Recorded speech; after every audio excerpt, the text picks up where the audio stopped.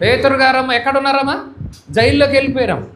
అప్పటికే అతని సహోదరుడైన యాకోబు గారిని తల నరికి చంపేశారండి ఆ హేరోదు రాజు గారండి. చంపేసిన తర్వాత ఈయన ఎప్పుడు పేతురు గారు జైల్లో ఉన్నాడండి. జైల్లో ఉంటే సంఘమంతా ఏం చేసిందట? అత్యాసక్తితో ప్రార్థన చేసినప్పుడండి దేవునికి స్తోత్రం కలుగునుగా ఆ సంఖ్యలు ఎట్టండి ఎక్కడ విడిపోయాయండి. రైతులు ఆ సంఖ్యలు ఎలా ఉంటాయి చెప్పండి? ఇనప ఇంతింత లావు ఊసల చేత గొలుసులు చేసి కట్టబడిపోయిన ఏమైపోయి చెప్పండి? విడిపోయాడు. మనం పొకోడి పొట్లం ఇప్పలేమమ్మా మంగళవారం వేలేసిన సంతలో గట్టిగా లాగితే కానీ ఈలోకి ఇంత నోరు చేసేస్తామండి. అప్పుడు కానీ కానీ ఇప్పుడు ఏమైపోయిందట? సంఘమంతా కూడా ప్రార్థన చేశారండి. ఏ శక్తి? అత్యాసక్తితో ప్రార్థన చేసినప్పుడు పేతురు గారు ఏమైపోయారంటే పేతురు గారికి విడుదల వచ్చేసిందండి.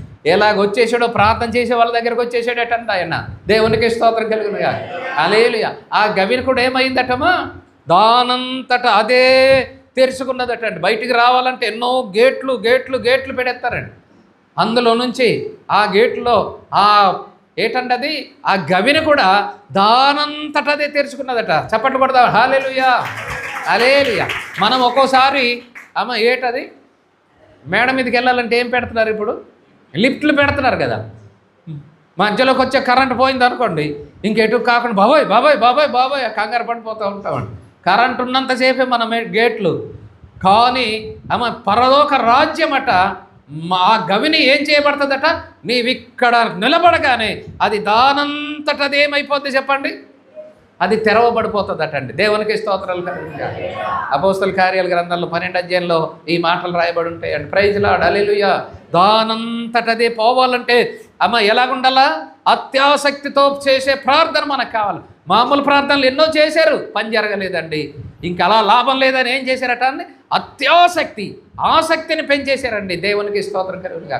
మనకు కూడా వంట అవ్వాలంటే ఏం చేస్తామండి? సిమ్ములో నుంచి పైకి అలా తిప్పగానే గబ్బ వంట అయిపోతుందండి.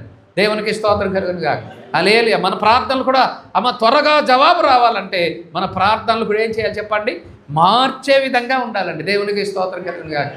ఆ విధంగా దావీదు గారు చేసిన ప్రార్థన మరలా వెనక్కి వచ్చింది. Praise lord. ఆయన ఉపవాసంతో ప్రార్థన చేస్తున్నారు. ప్రార్థనలు ఎన్ని రకాలమ్మా? ఎన్నో రకాలు ఉన్నాయమ్మ. మామూలుగా చేసే ప్రార్థన, మోకాళ్ళు చేసే ప్రార్థన, ఉపవాసంతో చేసే ప్రార్థన, కన్నీటితో చేసే ప్రార్థన. యాకోబు గారు ఎలా చేశాడమ్మా? రాత్రి అంతా కూడా పెనుగులాడిపోయాడండి. దేవునికి స్తోత్రం కలుగునుగా. ఏలియా గారు ఎలా చేశారు చెప్పండి ప్రార్థన? ప్రసవ వేదన 2 కాళ్ళ మధ్యలో బుర్ర పెట్టుకొని ఆయన ప్రార్థన చేశాడండి. దేవునికి స్తోత్రాలు.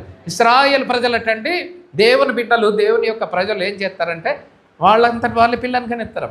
మనకైతే ఓ 2 నెలల ముందే మనం చిన్న ఏటది గ్యాస్ బండ పెట్టుకొని పాత సాప పచ్చడి జాడి మొత్తం పెట్టుకొని హాస్పిటల్కి వెళ్ళిపోయి అక్కడ 2 నెలలు 3 నెలలు కాపురం పెట్టేస్తామండి. కానీ ఇశ్రాయేల్ ప్రజలట వారు సురుకైన వారట, వారు భాగ్యవంతులట. వాళ్ళండి ఎవ్వరు రాకుంటే మంతరసాని కూడా రాకుండానే 2 కాళ్ళ మధ్య బుర్ర పెట్టుకొని పిల్లాన్ని ఇలా చక్కగా తీసేస్తూ ఉంటారటండి. చప్పట్లు కొట్టి దేవునికి మహిమపడతామండి. హల్లెలూయా, హల్లెలూయా. ఇప్పుడు ఏలియా గారు ప్రార్థన కూడా అలాంటిదేనండి. ఎన్నో రకాల ప్రార్థనలు ఉన్నాయి. అందుకే సమస్యను బట్టి మనం ఏం చేయాలి చెప్పండి? ప్రార్థన లెక్కలు మనం మార్చుకోవాలండి. ప్రైజ్ లార్డ్, హల్లెలూయా, హల్లెలూయా. అక్కడ చిన్న పెద్ద సమస్య చిన్న ప్రార్థన చేస్తే అవదండి. అది బుడిద అంటే అండి. దేవునికి స్తోత్రం కలుగునుగా. ఇప్పుడు బుడిద వేసారమ్మా. బుడిద వేసిన తర్వాత లోతెంతో తెలిసింది. ఇప్పుడు లోతెంతో తెలిసినప్పుడు ఈ తాళ్ళు కూడా అంతే ఉండాలండి. ఇప్పుడు లంగర్ పెద్ద ఏటమ్మది లంగర్ చూసారు ఎప్పుడైనా? అక్కడక్కడ దుప్పట్ల మీద వేస్తూ ఉంటాడండి. ప్రైజ్ లార్డ్, హల్లెలూయా. పెద్ద గాలంలాగా ఉంటుందండి ఆ లంగర్. దగ్గర 250 కేజీల బరువు వరకు ఉంటుందటండి. అది ఇలా బుడుంగు మరి అది వెళ్ళిపోవడం కూడా చాలా స్పీడ్కి వెళ్ళిపోతుందండి. ఇంకా బరువుకి వెళ్ళిపోయి ఎంత దూరాన్ని ఉన్నది అది? బుడిద వేసాడు 15 బారల లోతులో ఉన్నదండి. 15 బారల లోతు ఈ లంగరు వేసేస్తాడు. వెయ్యగానే ఏం చేస్తా చెప్పండి? ఇది టక్ టక్కుమని అక్కడున్న బండ కానీ అక్కడున్న ఇసుక కానీ అది సరిగ్గా గట్టిగా పట్టించుకొని ఓడను కదలనివ్వదు. చప్పట్లు పడదా? హల్లెలూయా, హల్లెలూయా. నేను కూడా యేసయ్య పాదాలు పట్టుకొని, యేసయ్య మీరు కదలడానికి ఏం లేదని గట్టిగా పట్టేసుకోవాలండి. దేవునికి స్తోత్రం కలుగును గాక. ఆ రాత్రి అంతా కూడా ప్రార్థన చేస్తున్నాడమ్మా యాకోబు గారు, గట్టిగా పట్టేసుకున్నాడండి. అప్పుడు ప్రభు అన్నారు, తెల్లారిపోతుంది నేను వెళ్ళాలన్నప్పుడు, నీవు ఆశీర్వదిస్తే కానీ నేను నిన్ను వెళ్ళనివ్వను. అంటే యాకోబు యొక్క ప్రార్థన ఎలాంటి ప్రార్థన అండి? పట్టుదల కాదమ్మా. ఏ ప్రార్థన అది? లంగర్లాగా వెళ్ళి ఏం చేసింది? పాదాలు పట్టేసుకున్నదండి. దేవునికి స్తోత్రం కలుగును గాక. హల్లెలూయా, హల్లెలూయా. అందుకే ఇలాంటి లెక్క వేసి మనం ప్రార్థన చేయాలండి. పెద్ద జబ్బు చిన్ని ప్రార్థన చేస్తే ఏం జరుగుతుందండి?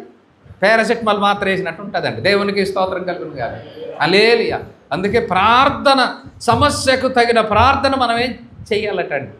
పెద్ద సమస్యకు తానికి తగినట్టుగానే ప్రార్థన చేయాలటండి. అందుకే పేతురు గారు జైల్లో ఉన్నారు.